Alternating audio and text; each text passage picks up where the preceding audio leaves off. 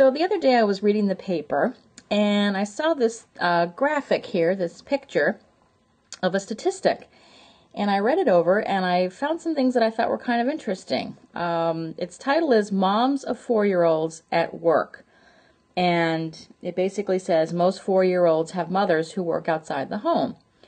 And if you look a little bit closer, you may see some kind of interesting things about the way they chose to represent this information. So ideally, what you would do right now is basically stop the video, take a look at the graphic, just sort of observe anything that you might see about it that you find interesting, or maybe is portraying certain kinds of messages. So go ahead and stop the video right now, take a look, take your time, and then we'll come back and see if we see some similar things. Okay, so you've come back, you've had a chance to look over the graphic, and I noticed some kind of interesting things about it. For example, let's focus a little bit on this part of the graphic right here. I think it's rather interesting that I see sort of a facial expression there.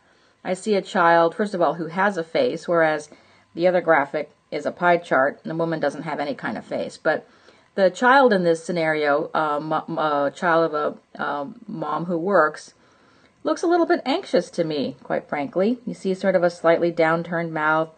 The eyes are gazed upward towards mom, and the eyebrows are sort of drawn so that they're sad and anxious.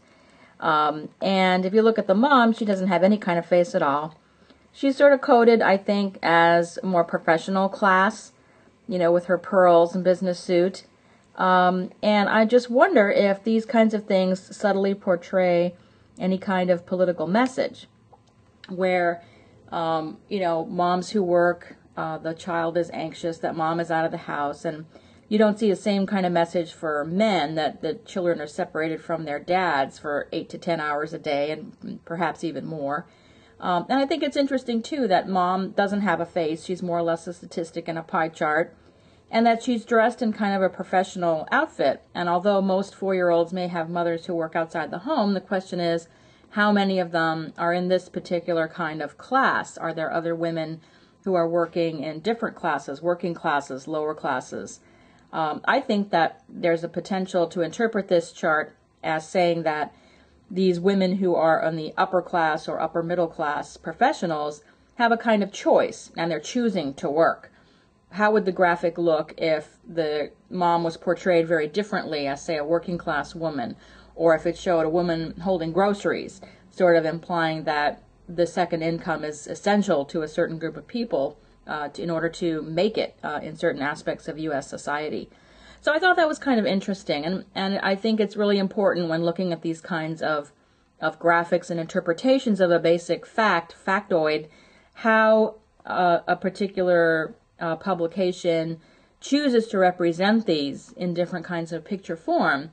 And it may seem like perhaps it's not that important, but when you take these potential interpretations aggregated over time, the enormous amount of media that a single person is exposed to on a given day, I think it's kind of interesting how they can aggregate to subtly convey certain kinds of political messages.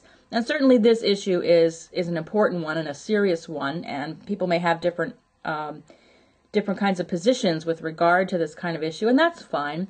But my purpose here, in a way, in sort of pointing this out, is just to show that it is possible to take a basic statistic and insert kind of a subtle point of view, political message, in a way that perhaps the person reading the graphic might not even pick up on. And what happens is my question when these are aggregated over time across a wide variety of media that we're all exposed to on a daily basis.